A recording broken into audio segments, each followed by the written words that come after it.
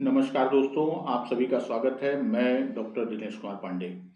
दोस्तों, आज के सेशन में हम लोग डीएलएड थर्ड सेमेस्टर के फर्स्ट पेपर शैक्षिक मूल्यांकन, क्रियात्मक शोध और नवाचार के अंतर्गत मापन उपकरण की विशेषताएं के बारे में अध्ययन करेंगे कि मापन उपकरण की विशेषताएं क्या होनी चाहिए या उनकी प्रमुख विशेषताएं क्या होती हैं।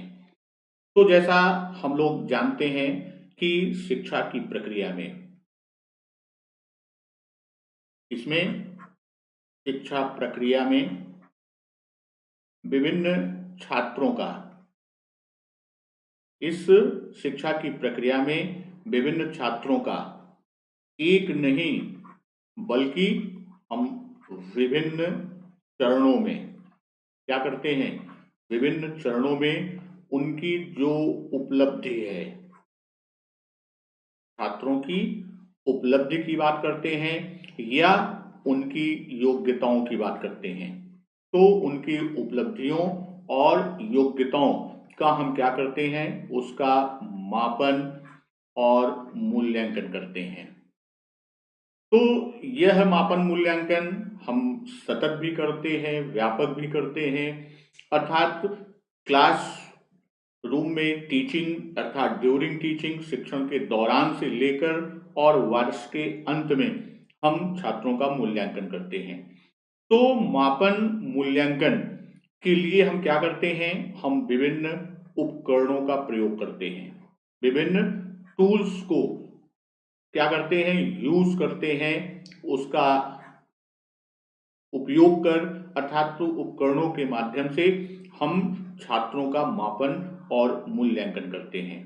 तो किसी भी अच्छे मापन के लिए अगर हम बात करें कि किसी भी अच्छे मापन या मूल्यांकन के लिए हम जिस किसी भी उपकरण का प्रयोग करते हैं, जिसका उपयोग करते हैं, उन उपकरणों की अपनी कुछ विशेषताएं होती हैं या उनकी अपनी विशिष्टताएं होती हैं और आज हम लोग इन्हीं विशेषताओं के बारे में अध्ययन करेंगे।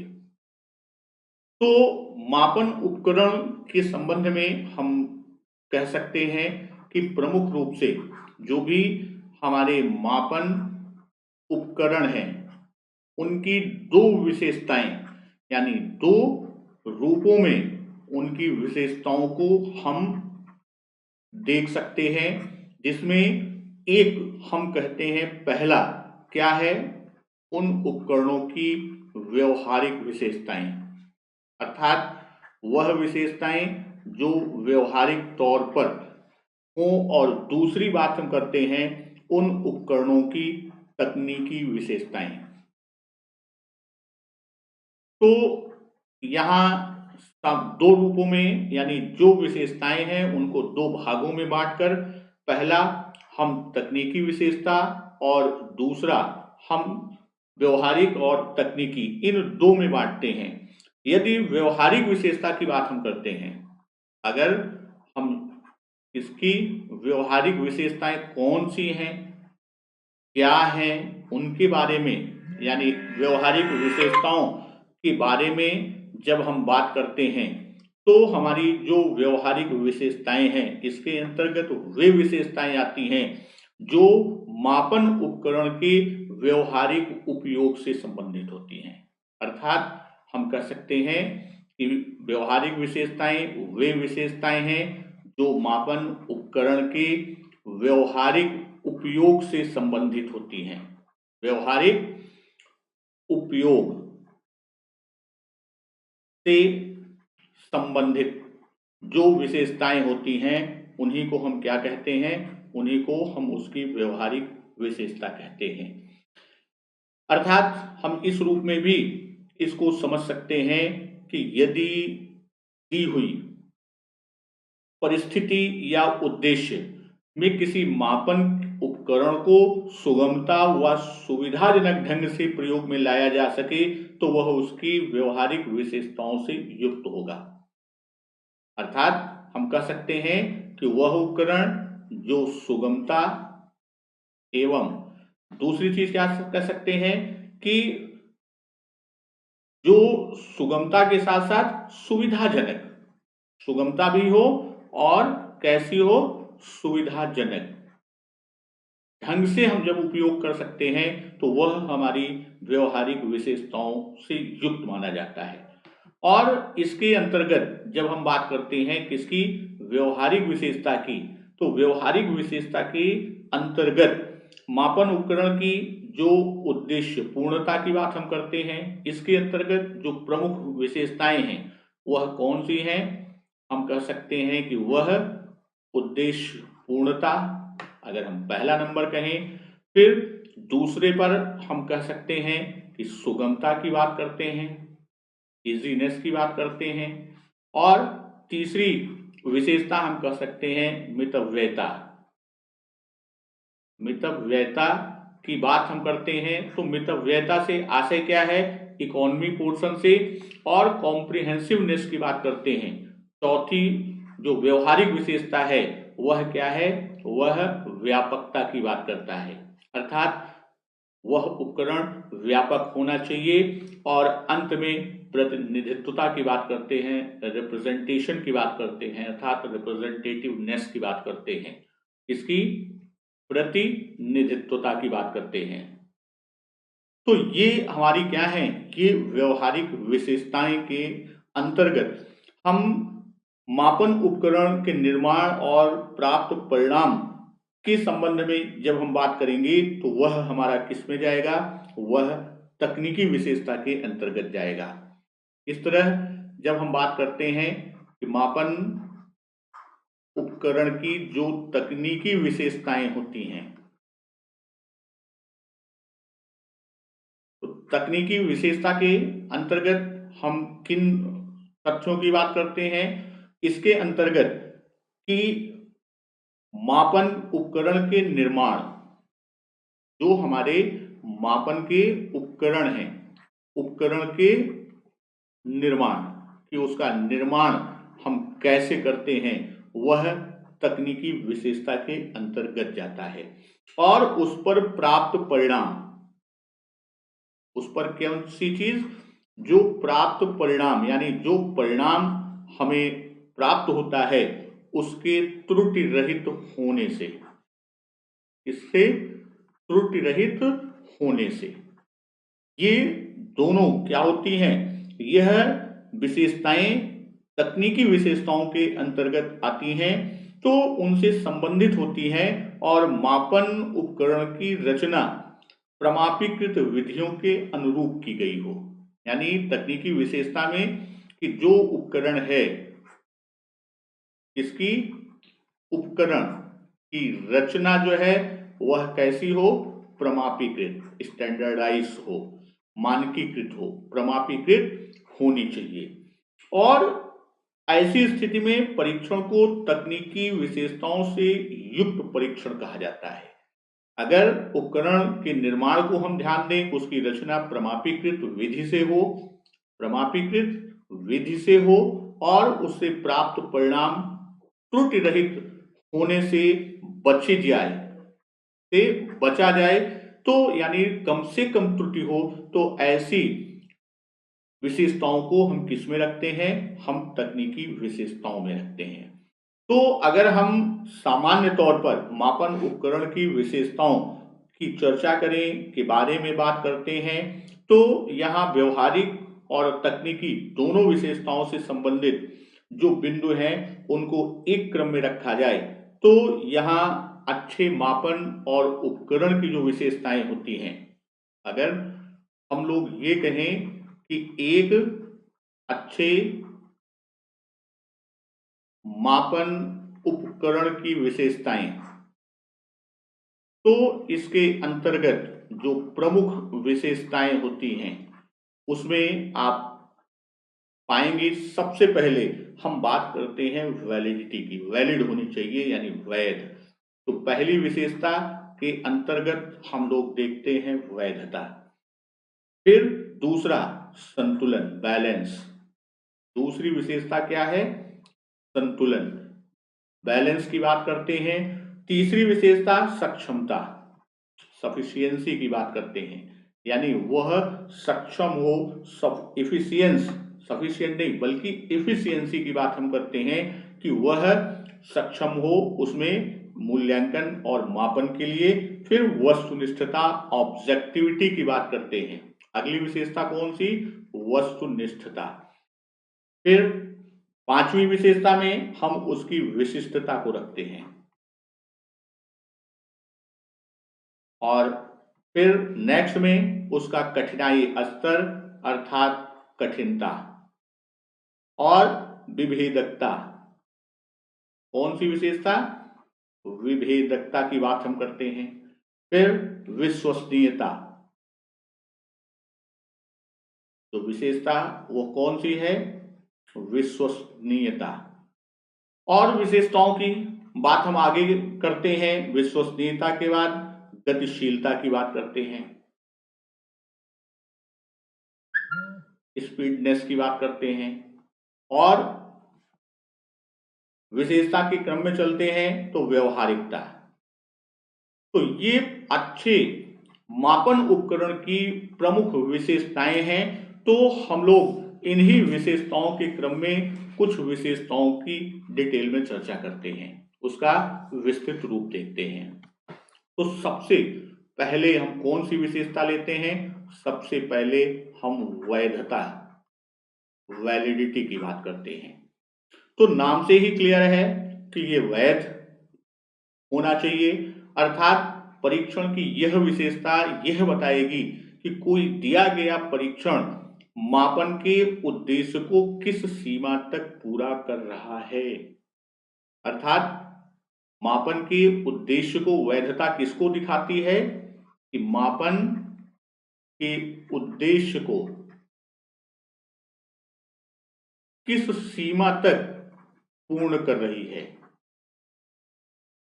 किस सीमा तक पूर्ण कर रही है। तो ये परीक्षण मापन के उद्देश्य को पूर्ण करता है। यह क्या करता है? मापन के उद्देश्य को पूर्ण करता है। जो परीक्षण है वैधता के क्रम में उद्देश्य को क्या करता है? उद्देश्य को पूर्ण करता है। वही हम बात करते हैं तो जब उद्देश्य मापन के उद्देश्य को पूर्ण करता है तो हम क्या कहेंगे कि वह परीक्षण क्या है? वह परीक्षण वैध परीक्षण है।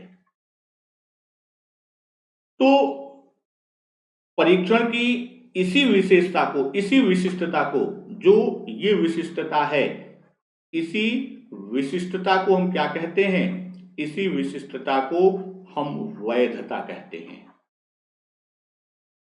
वहीं अगला बिंदु हम लेके चलते हैं तो दूसरा विशेषता की बात हम जो करते हैं बैलेंस या संतुलन की।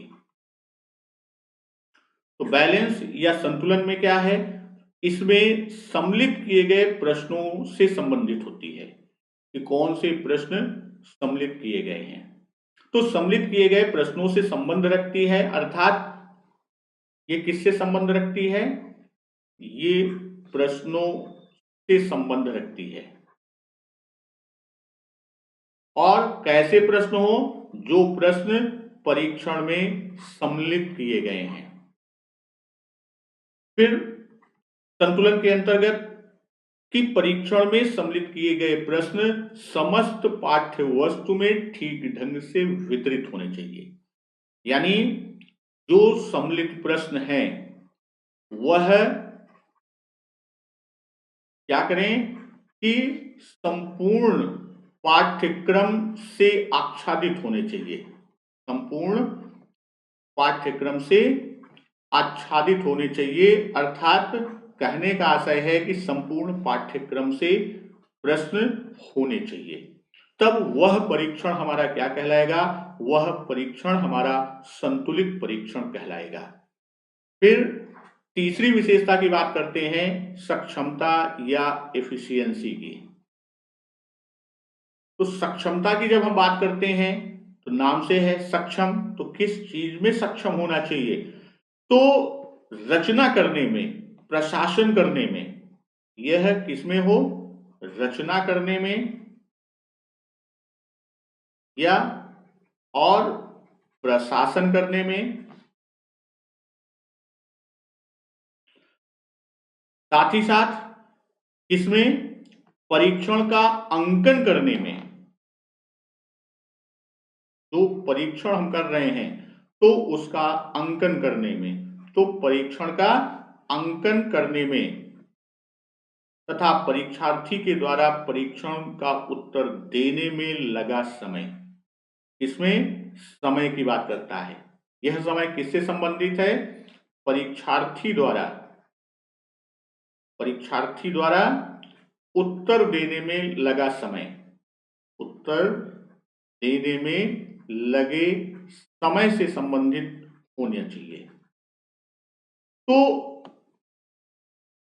आपकी सक्षमता की बात करते हैं तो फिर अगली विशेषता जो हमारी है वह विशेषता की बात हम करते हैं वस्तुनिष्ठता की, ऑब्जेक्टिविटी की बात हम करते हैं। तो यहां ऑब्जेक्टिविटी के जब हम बात करते हैं वस्तुनिष्ठता की, तो इसका यह गुण जो वस्तुनिष्ठता का गुण है वह किससे संबंधित है, वस्तुनिष्ठता का जो गुण है या परीक्षण का जो गुण है वह उसके अंकन से संबंधित होता है। किससे संबंधित होता है, अंकन से संबंधित होता है।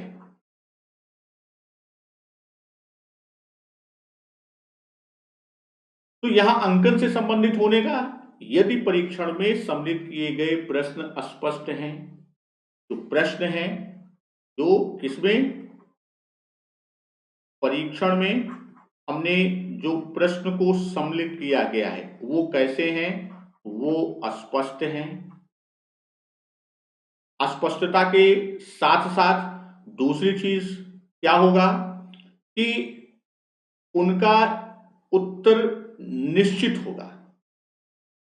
दूसरी चीज क्या होगा, निश्चित उत्तर, अर्थात किसी भी परीक्षार्थी के पास जाएगा वही निश्चित उत्तर वह प्रत्येक परीक्षार्थी देगा। तो परीक्षण का अंकन सरल और त्रुटि रहित होने के साथ साथ परीक्षक की वस्तुनिष्ठता या से युक्त होगा। दूसरे भाषा में कहें कि परीक्षक विषयनिष्ठ नहीं हो सकता, अर्थात वह अपने मन से नंबर नहीं देगा बल्कि जैसा बच्चा लिखा होगा उसी के आधार पर क्या होगा, नंबर प्रदान करेगा। तो इस गुण को हम क्या कहते हैं, वस्तुनिष्ठता, और परीक्षण को कहेंगे परीक्षण वस्तुनिष्ठ है। फिर अगली विशेषता की बात करते हैं। अगली विशेषता आपकी है विशिष्टता। तो विशिष्टता के अंतर्गत जब हम बात करते हैं तो विशिष्टता में परीक्षण की यह विशेषता वस्तुनिष्ठता की पूरक होती है। यह विशिष्टता क्या है, यह वस्तुनिष्ठता की पूरक होती है। वस्तुनिष्ठता की क्या है, यह उसकी पूरक होती है। और परीक्षण में अनभिज्ञ छात्र कम अंक पाते हैं और अन्य छात्र अधिक अंक पाते हैं, तो परीक्षण को विशिष्ट परीक्षण कहा जाएगा। यानी जो कमजोर छात्र होंगे वो कम अंक पाएंगे और जो छात्र तेज होंगे, तीव्र बुद्धि के होंगे, वो क्या होंगे, वो अधिक अंक पाएंगे।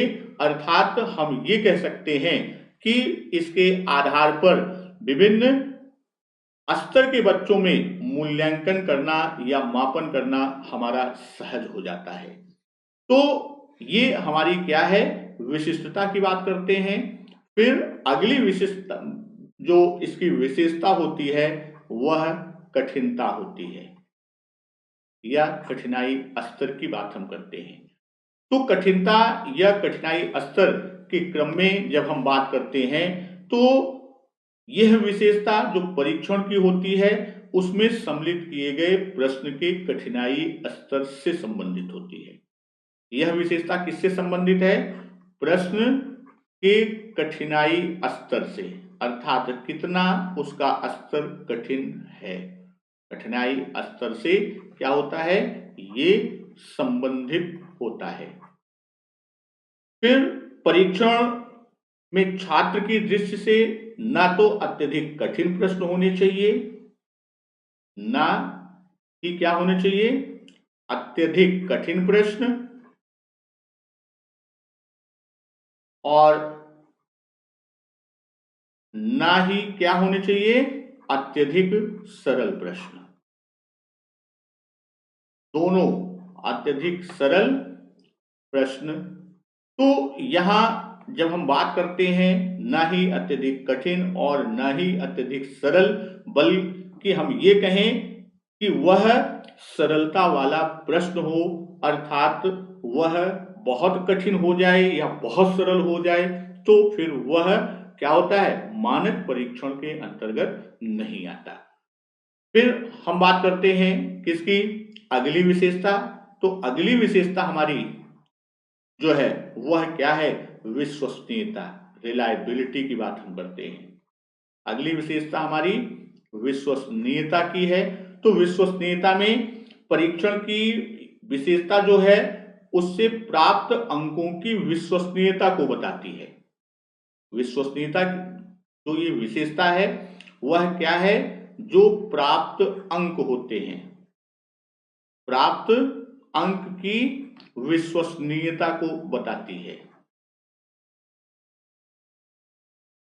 विश्वसनीयता को बताती है।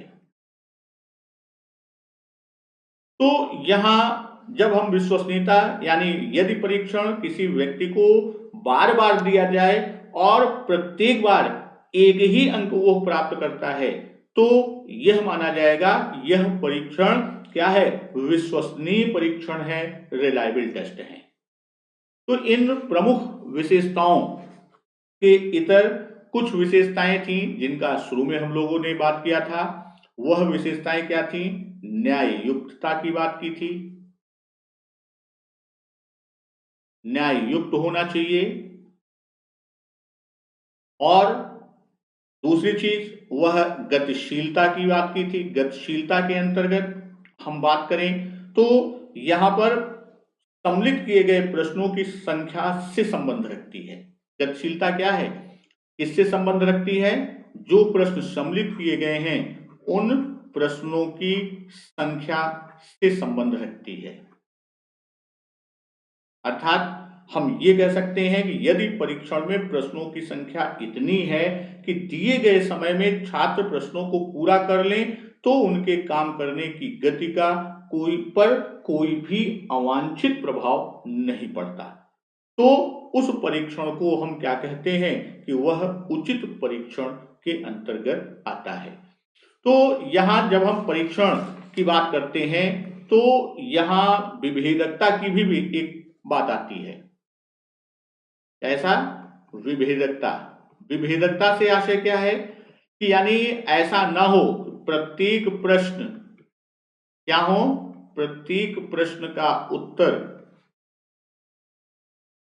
एक जैसा ना हो, यानी ऐसा ना हो प्रत्येक प्रश्न का उत्तर एक जैसा ना हो, यानी वह कह दें प्रत्येक प्रश्न का उत्तर क्या हो, वह विशिष्ट हो, अर्थात सबसे अलग। ऐसा ना हो कि 7वें प्रश्न का जो उत्तर है वही उत्तर कहीं जाके 16वें प्रश्न में भी वही उत्तर निकल रहा है, तो फिर वह उसकी विभेदकता पर प्रश्न चिन्ह लगाता है। दोस्तों, आज हम लोगों ने अच्छे मापन उपकरण की जो प्रमुख विशेषताएं होती हैं उसके संबंध में अध्ययन किया। फिर नेक्स्ट सेशन में हम मिलेंगे नए टॉपिक के साथ। तब तक नमस्कार, वंदे मातरम।